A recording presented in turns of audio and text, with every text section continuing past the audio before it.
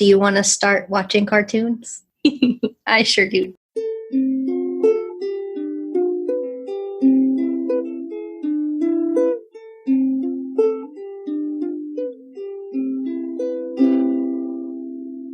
Hey, everybody. Welcome back to our lovely Steven Universe podcast, Not So Giant Women.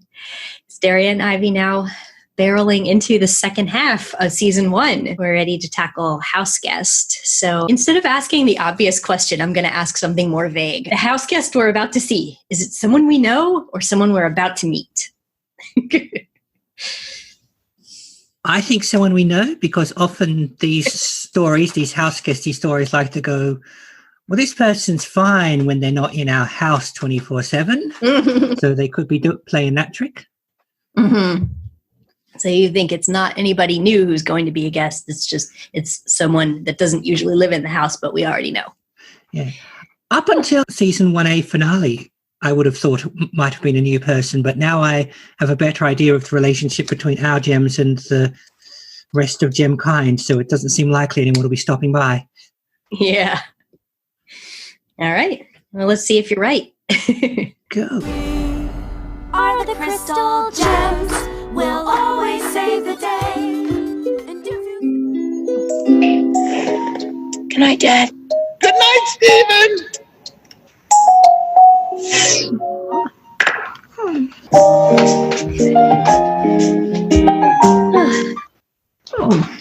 Bit of a weird one. Yeah. Right, let's see if I can tell the people just how weird it was. Yeah. We pick up hours, if not minutes, after the end of last episode. The universe van is still wrecked. Greg's leg is still broken. And the gang have gathered at the car wash to assess the damage to both. Pearl thinks she can fix the van. In fact, she kind of takes this on as a project. Greg's leg, on the other hand, at first Stephen suggests that Greg move in with them while his leg heals, which, well, at least 2 of the gems aren't entirely impressed with. Then they remember he has healing powers. He could try to heal his dad's leg, but he tries and Greg still can't get up on it and says he'll have to move in for a while after all. After a montage of Greg chilling with his leg, which is bound up with duct tape and a couple of rulers. And I did have a broken bone in my leg last year, and just watching this made me wince every time he had that. Yeah. Partway through, though, there is a crisis. The geode has cracked, and this is a big deal, and they need all 3 of them, including Stephen, to investigate and uncrack it. Greg is disappointed that they'll be leaving him, even though surely it's going to be for all of a couple of hours. And so they leave him this warp whistle, which can summon them back through the warp pad. They arrive at this big geode, this huge dome, which has a crack in it. There are storms everywhere. Pearl tries to explain what has happened to cause this, but every time she gets going, there is the sound of the warp whistle. It's harder to say than you think. And Stephen is dragged back to the treehouse. He finds, however, that Greg is only looking for minor things like location of the remote or testing the whistle, etc., etc. We find that if the geode is not repaired, the crack is not uncracked, then there will be a huge storm that wipes out all their bodies, and Stephen notes will make them dead.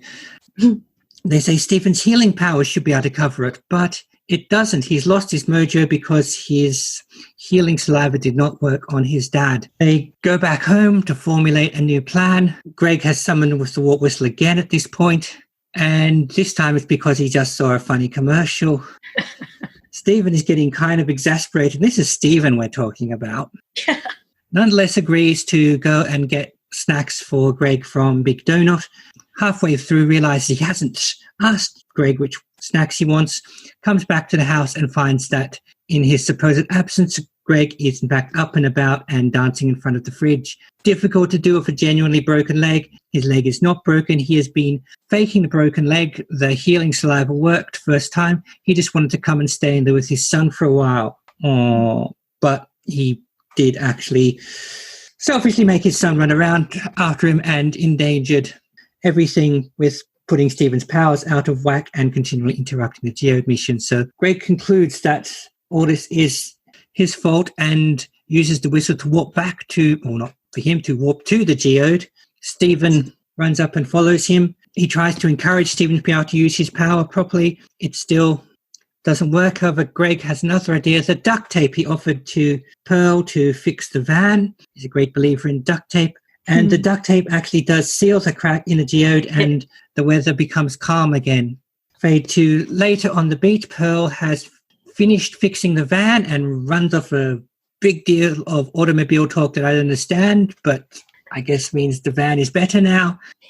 Greg also is better, and he hugs Pearl, which shudders her out, and says he's better move back home now, by which I assume he means get back into his van. And indeed, when we fade out, he has just parked the van on the beach nearby. He leaves Stephen with the duct tape, which is a memory of the mission they went on together. Okay. The end. Yep. So we didn't deal with the larger consequences, the more cosmic consequences of last time's story, but we do have the immediate thing of broken vans and broken Gregs and Pearl becoming mechanic for all her skills. Yeah, they don't address the big questions, but they do kind of pick up the pieces, sort of, which is interesting. A lot of times you don't see that stuff. You see flash forward to after things are better and cleaned up. Yeah, whereas this is right away. I guess there's not really anything they can do to worry about whether Lapis made it home or told anyone or did anything when she was there. But they do have these breakages and cleanup going around behind them. Did they not have hospitals in Beach City? That's a good question. Well, I was going to say, this seems to be at least Greg's perspective on what a broken leg needs. It's his idea of healthcare, which is clearly really poor, but it's Greg, so you don't know if that's just because, the man lives in a van. He probably does not have health insurance, which in the United States, you're probably not going to see a doctor if you don't have health insurance. Of course, yes. I would be very surprised if Greg did have it, especially considering he owns that car wash, so he doesn't work for somebody that would provide it for him. So, that just to me, it indicates that he probably did that because he didn't have a better choice. But so far, we have not seen a hospital in the show. So who knows? I don't think we've seen any medical personnel at all, if I recall, in the past 26 or now 27 episodes. No, and the closest thing to authority is Mayor Dewey. Yeah, so. After all his "You're Such Heroes" thing last week, you think he could bring him for a doctor visit, but oh well. Right. You see I guess he's got some stooges, he's got some guards or something, but not really any proper police or anything. So I don't know what the services are like, any social services or availability in Beach City. Yes, Stephen could have a side hustle just licking his hand and sticking it on people. Yeah, that's what he should do. Just hang out a shingle and say, "Doctor." Of course, that's assuming it starts working again. Yeah, which thus far it hasn't. Even with Greg's encouragement, he apparently is still healing speed impaired. Yeah, this raised a lot of questions for me because he implies that Greg messing with his head caused him to have a dip in confidence, and therefore he started to have doubts about whether he would be able to perform. And even though he found out it was never broken and that should kind of return him to normal, you find out he still can't heal this geode. And my first thought was, well, does that mean maybe he just can't heal non-living things or something? But on the other hand, Garnet told him to try, and if it didn't work on non-living things, I'm not sure why she would say this is a possible solution. But given when we found out fairly recently that Stephen could heal things with his saliva, he was not feeling very confident at all when that happened. It happened by accident. It happened passively while he was feeling like he would never be a real crystal gem, and then Connie drinks his backwash and her eyes are no longer nearsighted. So it makes me wonder, how does it really work? Does it just come on and off again randomly or what? I guess I kind of assumed that Garnet knew what she was talking about, but even in Showtime, he's only had these powers probably a week or two, and they can't know for sure that his powers will work the same way as his mother's did. Mm-hmm. Yeah, well, it's already spit rather than tears. But he does have a history of trying to make things work that have worked before, and then he can't get them to work. So It could be still connected also to that whole "it's a fairly new power" thing. Mm-hmm. Or it could just be that it doesn't work on big geode domes. Yeah. So far we've only seen him successfully heal 2 things, and both of them were creatures. One was Connie, who was not injured. She was just nearsighted, and Lapis, who was broken. So far, both of those things were alive. I'm not sure what this geode situation was. Yeah, and I wonder what it was, because they don't tell us anything about how this storm, why it was trapped in there, or what it is, or what the deal is at all. No, Pearl would probably have told us more if she hadn't kept getting warp whistled. Yeah, you give Pearl a chance to explain something. She will explain it. But yeah, whatever the geode is, it's large, important, and can make deadly storms. She was saying it's a synthetic storm that was contained, and we don't know why. We don't know why it was. Why is there a storm? Like, how did it get there? Who put it there? Don't know. But again, I like when there are these little mysteries, these random things that are happening around that the gems have to deal with, and Steven's just happy to be included in something. He doesn't need to know the whole backstory. And in this case, it's really just an excuse plot for the story with Greg and the healing put to work or not. So while obviously it's big stakes if it doesn't work, we don't need to go into detail other than something is broken and needs fixing. That's right. Yeah. So we get a bit of world building fairly passively. The main thing here that raised questions besides what we just discussed for me was how the family situation is. Like, the gems are raising Stephen in this house, but he made a reference to wanting to live with his son again. So at what point did he decide to sort of give them custody? What's going on? Why did he feel like he had to lie to be allowed to hang around? Yeah, I mean, part of the lie, I assume, was also the gems, granted mostly Pearl, just don't seem to personally fond of him. She seems, Pearl seems particularly repulsed by him. I mean, he was getting on okay with Amethyst. Yes, he does. The Amethyst seemed fairly drained this week. Yeah. Even a crack about breaking his butt, she was like, yeah, I know, not funny. I know, Garnet was not, she was not so fun in her response. That's not funny. She's like, I know. Maybe she's just exhausted after the big conflict last week. Yeah. And then speaking of which, I mean, maybe Greg felt like he had, for the first time, seen up close and personal how potentially lethal these missions could be. And he was feeling clingy. He wanted to spend some time with his kid. And I don't know. Maybe early on, Greg tried to just raise Stephen like a regular human parent, but some gem stuff started to manifest early, and he was like, oh, okay, I might be out of my depth on this one. Maybe I can't just put up part of the van as a nappy table. Yeah, well, he wouldn't have known any different at that time, but I don't know. I really wonder what the conversation between them sounded like, when you have Greg with presumably a baby Stephen, and he decides to let his son live with the gems and not get a lot of direct supervision from him. And, they're ancient aliens who don't necessarily know what a child needs, and that you can't really abandon them to the kitchen or they'll put popcorn on their waffles. I don't know if there were conversations between Greg and the remaining gems and Rose before she gave up her physical form.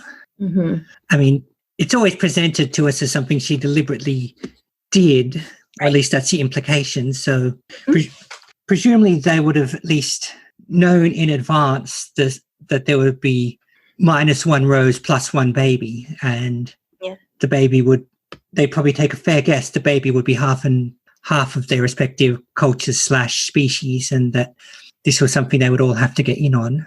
Yeah.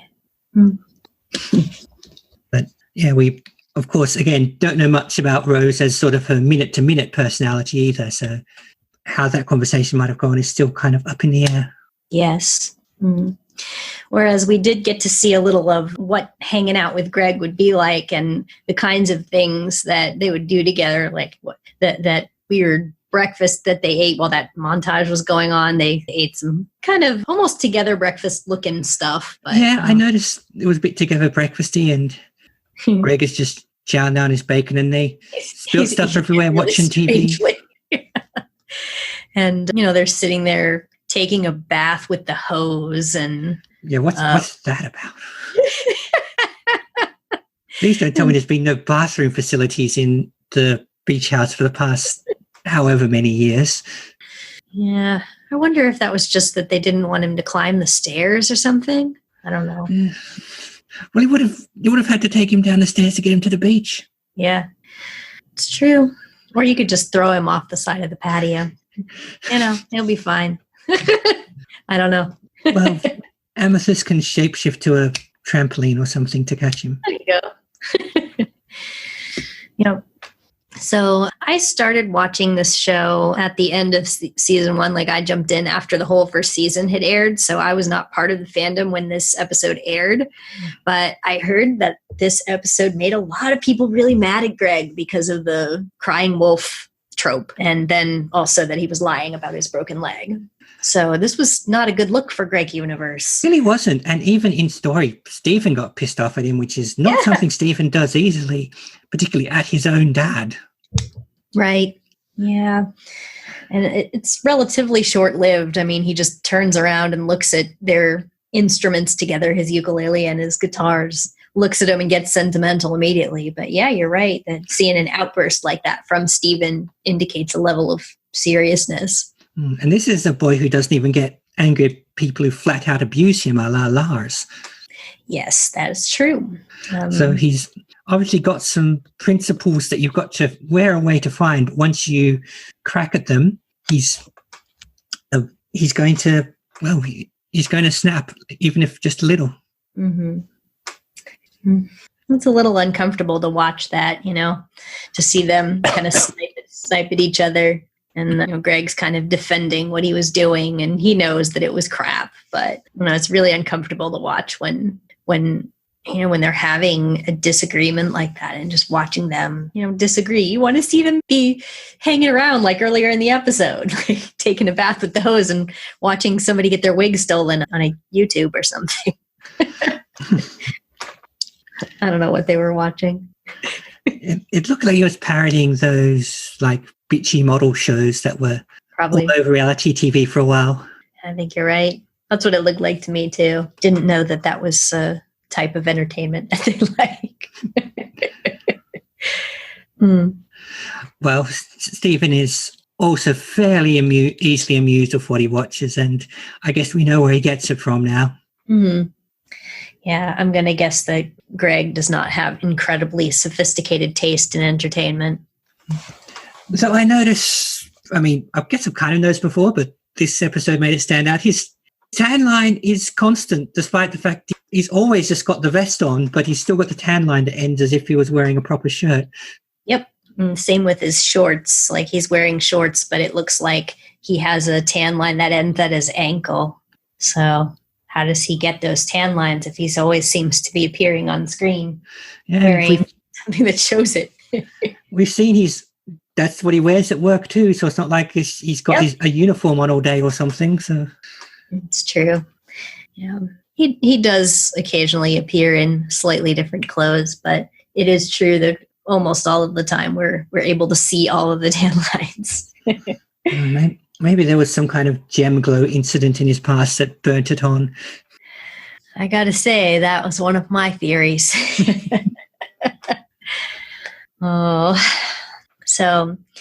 Here's something interesting that I noticed, like lore-wise for this. The warp whistle was really interesting to me because that is a piece of technology that when you blow it, the warp pad comes on, which suggests that people who couldn't use warp pads, like humans, might occasionally need to use a warp pad, and that they already have a tool for that. So it makes me think that there has been cooperative effort between Gems and humans in the past. And neither Greg nor Stephen can use warp pads the way the Gems just seem to do it by thinking about it. But Greg, he wouldn't have been able to wander off and try to fix this thing himself if there wasn't a tool to make that possible. And yeah, I was thinking about how it worked, but you're right. I didn't think about why it's there to work in the first place. yeah, so definitely made me think like, oh, maybe they had allies and humans and they wanted to give them transportation. Yeah, or at least some other non-gem species. I mean, I can see the summoning thing would be useful for anyone, gem or otherwise, but that it can actually activate the warp pad. It's one of those, it knows what you intend to do with it things, because Greg didn't have to like choose where he was going to go or anything. And as far as we can tell, it was able to broadcast its song through the warp pad to the warp pad the others had gone to. I mean, we only saw the one, of course, but those things would be fairly difficult if every time someone blew on it, it put the song all through the entire warp pad network. Right. Yeah, we don't know how many of these there are, but I wonder if it was just the recent setting or something like that. Who knows? They didn't explore that. And I don't know if this is kind of hinting at more behind the scenes, or if it's more like this is a convenient thing we're going to invent for purposes of the episode, kind of like the replicator wand. It showed up for one episode and got destroyed, or the time thing. But I'm prepared to buy with the level of Magitech we've seen so far that they do have stuff that can know what you intend it to do. Maybe. I think it would have been cool if maybe you had to play a certain song. Like Greg is musical. He could learn how to do that, but he was just blowing on it. Yeah. Maybe if they've had slightly longer episodes, we would have seen that Greg had to engage his musical ability to work out where it's going to go after a bit of just popping in and out of warp pads all over the planet, galaxy, wherever. Yep. My first thought when I heard warp whistle was a reference to Mario video game, because they had warp whistles. Oh, didn't know that. Yeah, if you found a whistle, you could use it and you would get warped forward in the game. I vaguely remember Superhero had a similar power, that their sonic powers could tap into the harmonics of the universe or something and open portals, but I can't remember who it was. It was very much another case of, it does what we say it does, leave me alone. Yeah. So, did you see the duct tape solution coming? I was pretty sure we were looking at Chekhov's duct tape for something. Yeah. And I guess certainly when Greg was heading out and he's going, I'm going to fix this, like, well, you've only got one method of fixing things to your name at the moment. So, right, and you're holding your toolbox. So I guess it was even money whether the power of love within Stephen would reignite his confidence or whether duct tape would actually work. A bit of a counterpoint to when they tried to use the Mr. Queasy doll to replace the idol and it didn't work. Here, the mundane earthly method did work. I half expected it to follow the previous example and just burst out again after a second, but guess we're okay. That's a good observation. Now that you say that, I'm thinking about how it's almost the opposite is going on with, you have this technologically advanced space alien fixing your van. Yeah. So she fixed his Earth machine and he fixed her geode with tape. Maybe the writer's just that much of a believer in duct tape. Could be. I mean, it is some pretty great stuff. Well, yeah, you work in theatre. Gaff tape gets the same reputation. There you go. I also kind of like that Pearl has just completely dived into car knowledge. Yeah, we haven't really seen that side of her as such. I mean, she's very precise and she seems like the kind of person who would be able to learn something like that, very technical, but we haven't seen her be like a machine person, but we have seen her driving. So we saw her driving for real, but we also saw her much earlier doing a driving video game. And at least little bits I could recognize they were like real car words. So she's definitely got into this with both hands. Yeah. It was that really weird scene where she came back and covered in grease and they lingered on her wiping the grease off for like 4 seconds. It's very strange animation. Well, yeah, I was kind of hoping we'd get her transmuting her outfit into like a little mechanic's boiler suit with like a Pearl name patch, but not to be. Oh, I need to draw fan art of that now. I should do that. Actually, that's another thing they probably would have had if they had longer episodes, would have been Amethyst helping Pearl. Yeah, Pearl seemed to be the main person driving the repair, with Garnet assisting lifting up the entire car so that the engine thing fell out or whatever. But Amethyst was content, as usual, to lean against things and comment. Yeah, well, she probably, like many humans, kind of regards cars as just big boxes that take you where you need to go. Yeah. She didn't have a lot of confidence in Pearl's ability to fix it, even though she's probably seen Pearl fix things. But yeah, she said it was going to be busted forever. But as established, Amethyst just isn't feeling it this week. Yeah. And to bring up Pearl as far as not feeling it, that whole animation where she backed away from Greg's hug when he was so excited, like she backs away from him and hides behind Garnet. I loved that. She's so offended that he tried to hug her. Oh my God. I love that. Who was the artist this time? The storyboarders were Helen Jo and Lamar Abrams. So Helen was the relatively new one who her first episode was Monster Buddies. So she hasn't been on a lot yet. Yeah, some little bits seemed a bit unfamiliar around the edges, for want of a better word. Mm-hmm. I've wondered if someone new, or at least not as frequent, had stepped in this time. Yeah, there's a certain way that she draws that really stands out to me. So I know what you're talking about, but I think she does it for her entire run. Just the sort of the way that she draws eyes and the shapes of their heads and stuff. That was exactly what I was coming from. Mm-hmm. Yeah, Greg was quite a potato. She tends to put these particular kinds of shines in people's eyes. I don't know. She's the only one who does that. So same person who did the weird shot of Pearl looking straight forward. Yeah. Which I still wonder was just to see what the character model would look like if you tried to do that. Yeah. But yeah, the other one was Lamar, and he's been there, I guess, since the beginning, but his first episode was the first Lion episode 10. So he's a stalwart, as we love to overuse on Podsploitation. Is what? A stalwart, someone who's done a lot of this and has been in it for a long time. I think so. So what do you think if I ask you a probing question? I thought of one. Follow-up questions! Okay. So, all right. We were talking about Pearl and how she thinks of Greg. What are your thoughts on how each of the other gems regards Greg? Garnet seems a bit unimpressed, but ultimately indifferent so far. Which describes her attitude toward many things. True. So before the lie came out, and before he probably started over-abusing the warp whistle, she was like, well, I don't necessarily want him here, but it does seem like a good idea, so I'll let it happen. Mm-hmm. Amethyst seems to get on with him the best. We've briefly seen them interacting in earlier episodes. You're right. And I particularly remember contrasting Pearl's reaction when in the Onion and the Replicator episode that she was just like, oh, hey, Greg, just like he's someone she sees around. And we saw them indulging in childishness together this week. So obviously they've got that side of compatibility to go on. And they're both hoarders. Yeah. So Greg probably wishes his van could just hold more and more stuff like Amethyst's quarters. Mm-hmm. And their hair is very similar. Yeah, it's just that Greg's is placed slightly further back. Mm-hmm. And he is not purple. No.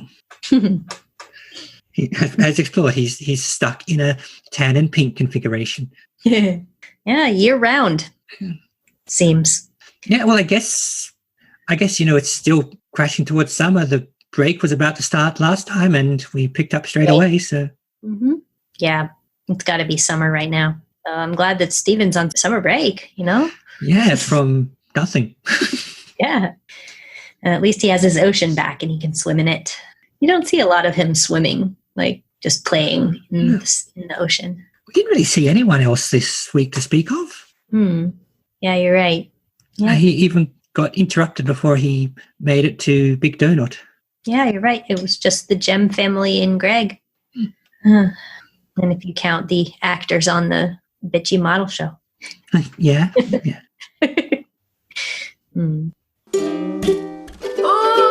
We did get an out-and-out song this week, though, speaking of the theme of family. That's right. We can tackle music. We got Dear Old Dad. Yeah, a very father and son family scene, the Mm-hmm. echoes of My Old Man or Cats in the Cradle. Mm-hmm. You know, I like the song. I like how sort of rough it is. It's not one of the more polished sounding ones, especially with kind of the actor for Greg, the way that he sings. He struggles with singing sometimes, he said, so, which is ironic considering, you know, they cast somebody who was playing a character who used to be a rock star. So Most of the others so far have been professional singers in one degree or another.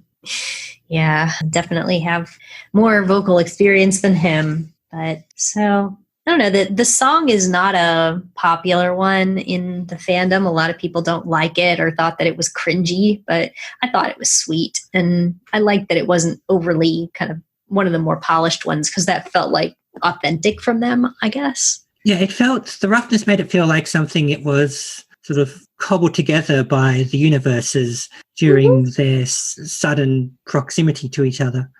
Yeah, and they're both musical enough that if maybe one of them started singing something, the other would jump in and just make something. Yeah, at first I thought it was going to be revealed that they were actually singing it diegetically, but other than a bit of strumming, we didn't really see that. But I guess you could say it did do that, and we just were looking at something else at the time. Yeah. The way that music is used in this show is very sort of in between those two things, isn't it? We've had that both. Why would someone be singing now? Obviously, this isn't really happening, but at one point someone said, and you just sang that song. Right. In Coach Steven, Lars commented that he was singing about Strong in the Real Way. Just been singing some dumb song. And then in Giant Woman, we had... Of course, Opal singing back at Steven. Yeah. So clearly he sang it while riding a goat. Yeah, a lot of them that have been like that. Interestingly, there is a music book for the show. It's only got season 1 songs in it, and I don't think they're going to make another one. But when I looked at it, the music in the book is in a different key than the one that actually aired. So that bothered me. That's a little odd. Yeah. It would have been a lot easier if it was actually being played in the key that the music they released was. I think they must have written it in that key and then changed it for voice reasons or something. I don't know the background on that, though, but it's a pain in the butt to play an ukulele in the key it aired in. Oh, the pain. I had to learn like 2 new chords to learn to play this song. I'm not a great ukulele player, but this song is the reason I learned 2 of those chords. Well, you're greater than me, so... Well, many years ago, I did major in music, and even if you're not really good at something, that still leaves you with enough knowledge to cobble your way through learning just about anything on an instrument, and you could figure it out. And it's probably not going to sound great, but it'll be those notes. So that's what I did. And, you know, when I first started trying to learn this song, I struggled with it a lot. But now that I've had to use those chords in much harder songs, I'm like, yeah, this is fine. It's eased into your repertoire. Yes, indeed. So that was in addition to some pretty good background music for when they were looking at the geode and they had this kind of scary music behind them. The name of that track is Weather Bomb. So that's cool. Yeah, that gave the impression of this would be an absolutely epic episode if you actually got to see it. Yeah, definitely. Which this show likes to do, so that's cool. Yeah. So what do you think about if we talk about food? Yeah, I thought that's where we might be going next. We've got a few bits of food during the malingering Greg montage. We got the pancakes. Were they pancakes or waffles? I thought they were pancakes with it was cream. Pancakes this time. That's right, and whipped cream. And Greg just had his huge slice of bacon, maybe ham, but probably bacon. Yes. It was bacon, and we do see Steven crack an egg on his head and cook it, but then we don't see them eating it. So, but when I recreated that meal and I did include some eggs, the pancakes I made from scratch on a griddle, it made like 7 pancakes, and I squirted like a whole bunch of whipped cream on it, just like them. I did not, however, eat my bacon the way that he ate his bacon. Actually, I didn't eat any bacon because I had my friend over to cook real bacon, and I don't eat bacon, so I let him eat it. He also did not eat it like Greg Universe. But we were unable to find bacon that looked like that bacon. So he got some thicker bacon, and he said, if you cook it together in a skillet the way, sort of overlapping, these bacon strips will kind of fuse together. And I'm like, yep, okay, we're going to have a bacon fusion. And that kind of worked. It was funny because there were some parts of the bacon fusion that looked better than others. So he had me focus my photos for the recipe, like on this side of it. And he says, that's the glamour bacon. It's pretty funny. I should have fixed some soy bacon so that I could join in, but I figured I had enough food. We had 7 pancakes and all that whipped cream. And interesting factoid about the bacon is in the model sheets, they referred to it as Howl's Moving Castle bacon. Okay. Do you know Howl's Moving Castle? I know of it. I don't know it well enough to know why the bacon would be called that, though. Yeah. There's, I guess, a memorable scene where the main character is cooking bacon that looks just like that. So I think it's funny that they have these internal references where they'll actually write it on the model sheet. I have a picture of it. So it was meant to be a reference to that. It's really funny. I guess there were other random bits like the snacks they tipped on themselves and the stuff Greg was getting out of the fridge when he was interrupted. Believe it or not, I also have done that. I believe it, yes. Yeah, I shouldn't even say or not in that phrase. It wasn't real obvious what he was getting, but it looked like a plate with a chicken leg and some potatoes and then a bowl of cherries. So that was easy to put together, except that I don't eat chicken because I'm vegetarian. So this was more complicated than usual. And I used I went into ridiculous mode for this. And I used a plastic accessory that looks like a bone. And I used fake chicken nuggets and cobbled them together with I guess I used some toothpicks to hold them together to make it look like a chicken drumstick so that I could just have something that looked like what Greg Universe was eating because I'm a ridiculous person. I just brought the shot back up and is that what it looks like to you? Yeah, either cherries or cherry tomatoes at the other dish. I'm going to go with cherries for a reason I will not say. Well, my only reason to think of cherry tomatoes is because they're quite popular with people I know. Ah, okay. There are some future things that involve cherries and Greg Universe that we will talk about later. But as per usual in this show, it seems like he just takes these things out of the fridge and they're already ready and they're already on a plate. Yeah. Why do you guys keep so much food in your fridge that's not even covered and it's all ready and it's just sitting there? What's the deal? This is the 4th time this has happened. Yeah. Also caught up when they're spilling stuff on themselves. Oh, look, he has toast too. What are you looking at? Just looking at food they spilt on themselves, but looks like it's some kind of brown beverage and popcorn. Yeah, there's popcorn all through this show. I'm just you know what? Make it once and that's it. Yeah. Oh, and his bowl is trans colors. Yay! I knew they liked representation on this show. Yeah.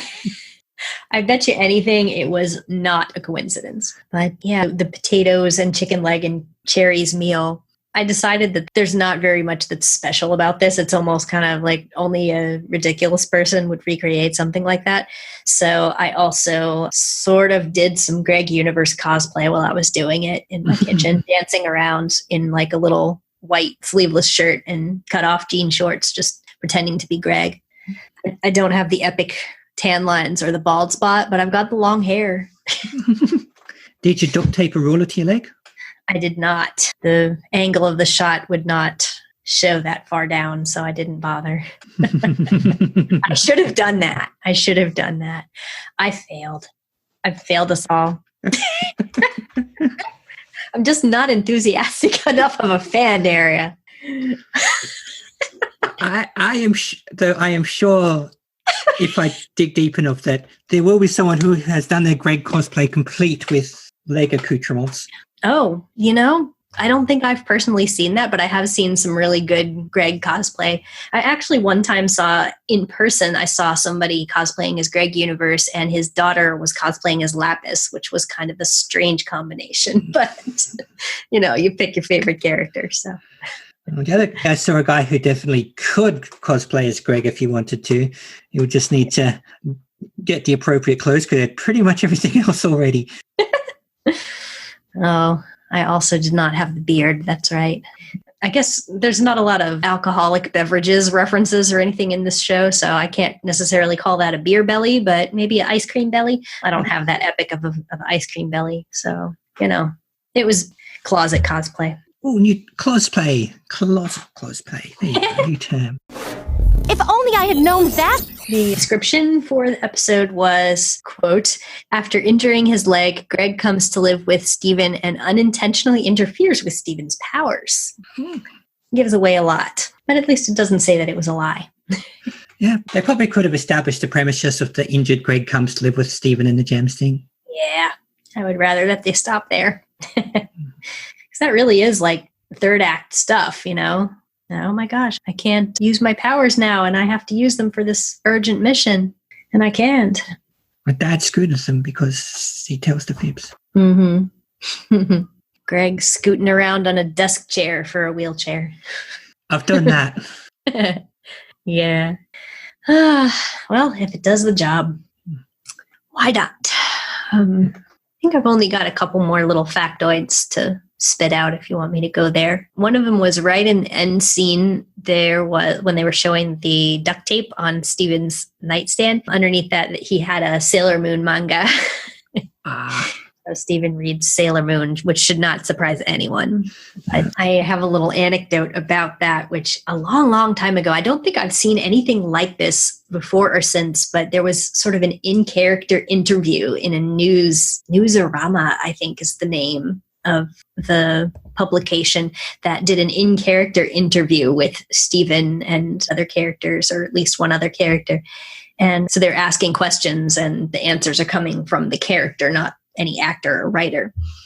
And Steven in this interview commented that he likes to read Sailor Moon because it's so down to earth. I love that so much. That is awesome. You're like, yeah, this is such a nice, realistic manga. It's just fighting monsters with your powers. The whole experience in a nutshell. Mm-hmm. It's adorable.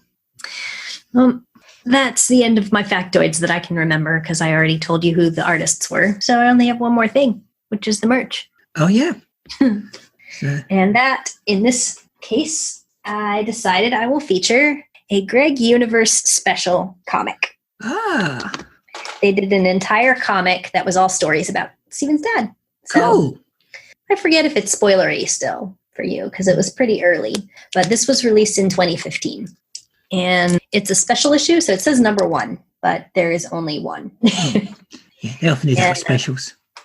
There's a really cute one in there that's my favorite that includes Greg somehow being part of a mission, very much like he was in the previous episode to this one. And he somehow is falling from the sky and Garnet has to save him. And while they're drifting back down to Earth, because she's made her shoulder pads really big, so she's drifting down to Earth, they have a really touching little conversation about humanity and how Garnet is like suggesting that that they don't know everything, even though they're very knowledgeable and have seen so many more worlds than he could ever imagine and all that. And it was really interesting because you don't see interaction between Greg and Garnet.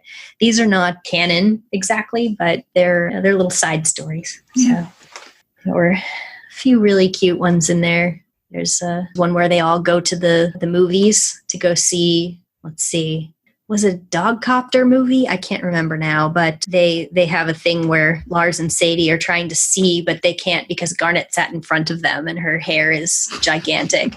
And so they're trying to see around Garnet's head.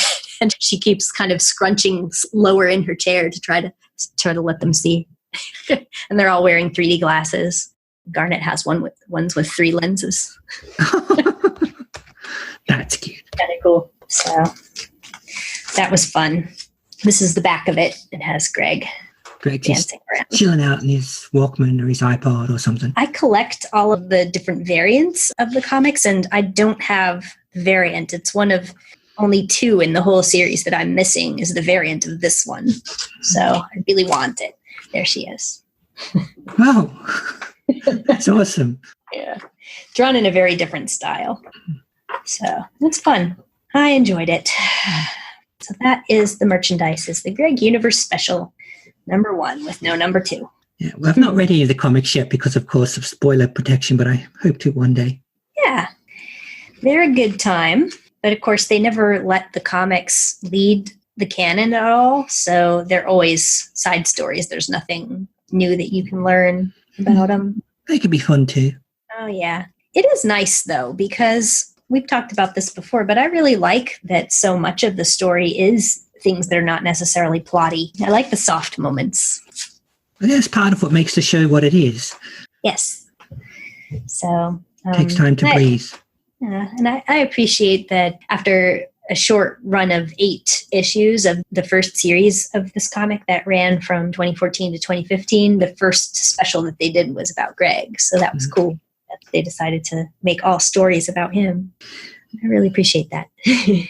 And Greg is definitely one of my favorite characters. He's flawed, but I like him as a person. I believe him, you know?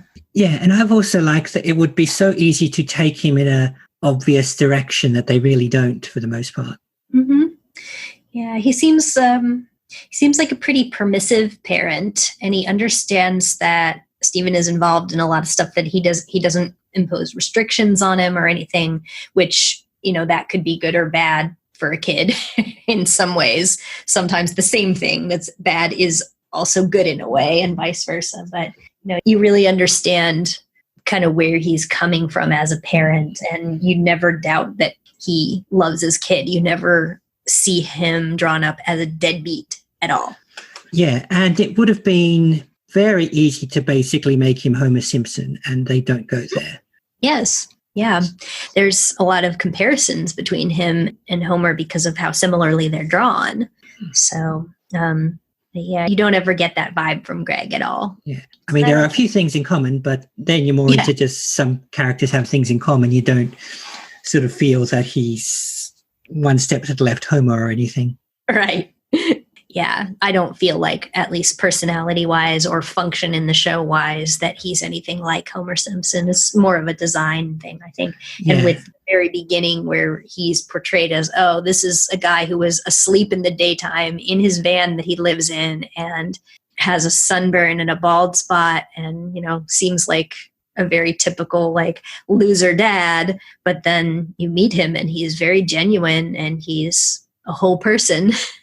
So, and I've always liked, and I think I've said this before, he's not bitter about his now non-existent musical career. You're right. He seems a little wistful sometimes, but he doesn't seem like he's still caught up in this, oh, I'm a washed up old musician who is now all soured on the industry. He still thinks like that. I mean, in the previous episode, he's like, guys, I just got a great idea for an album cover when he saw the water spout that Lapis was causing. Yeah, and he's not, you know, continually trying to make it big again. Right. He's not always talking about when he gets his next big break. Yeah. I mean, I'm sure he wouldn't mind if it did happen, but it's not really he hasn't absorbed himself in that. Right. And you don't see him talking about working on an album or really doing a whole lot of anything with music except for occasionally fiddling around with the guitar with his son. So just seems like he's just kind of taking it day by day and doing what he's doing.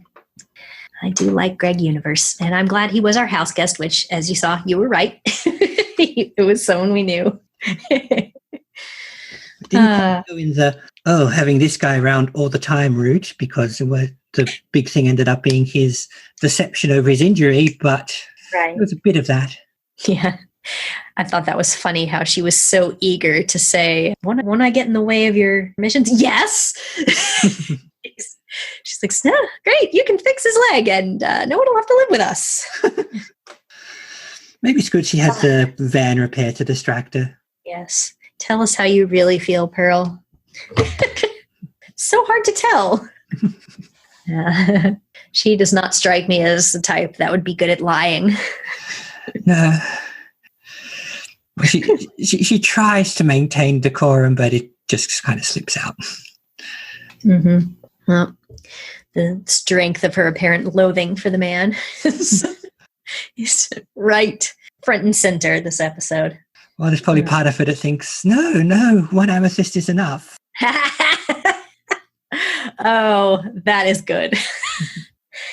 I like that. Well, should I reveal what the title is for the next one, or do you already know? Next up, we got Space Race. Yes. So I guess we'll talk about that when we open the discussion for that one. Anything else for 27? No, I think we've done what we came to do. Yeah. And some extra discussion of Greg Universe as a character. I like that a lot. Yep. Certainly the time for it. Yeah.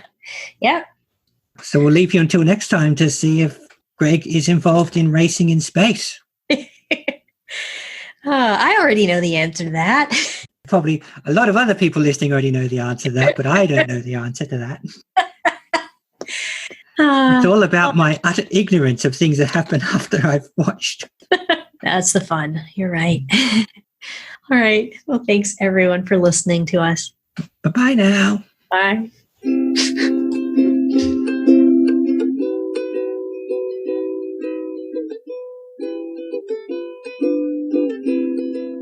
You've been listening to Ivy and Daria on Not So Giant Women. You can find episodes of the show in video form by looking up Not So Giant Women on YouTube. Or in audio form at anchor.fm/NotSoGiantWomen or your podcatcher of choice. You can also find us on Facebook. Audio production by Daria. Video production and music by Ivy. Daria can also be heard on Podsploitation, the Ozploitation podcast. And Ivy at her Steven Universe fan blog at love-takes-work.tumblr.com. Steven Universe was created by Rebecca Sugar and remains property of Cartoon Network. No infringement is intended.